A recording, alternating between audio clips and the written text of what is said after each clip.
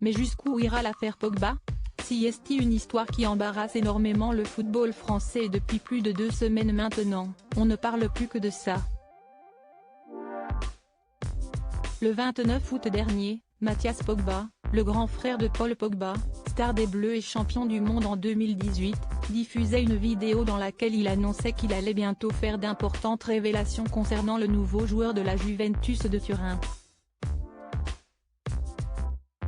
Une véritable bombe médiatique qui a fait le tour du monde, mais Paul Pogba ne s'en est pas laissé compter et l'on a appris rapidement qu'il s'était rendu à la police pour indiquer aux enquêteurs être la victime dans cette affaire. Une enquête a d'ailleurs été ouverte pour extorsion en bande organisée et tentative de la part de la justice française et même la mère de 2 frères, Yo Moriba a été interrogée.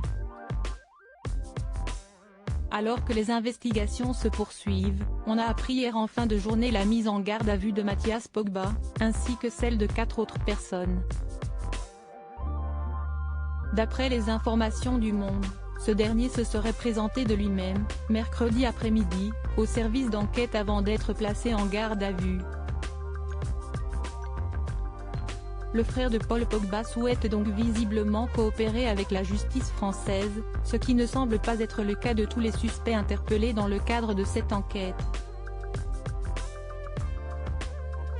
Plusieurs années de prison pour tentative d'homicide selon les informations de France Info. Ce placement en garde à vue aurait été précipité par des informations obtenues par la police selon lesquelles l'un des suspects aurait tenté de fuir à l'étranger.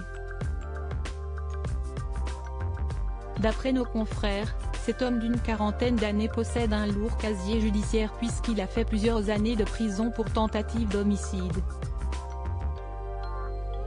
Concernant les 3 autres hommes interpellés, il s'agirait d'amis d'enfance de Paul Pogba, d'à peu près son âge, également connus des services de police pour de petits délits, toujours selon les informations de France Info.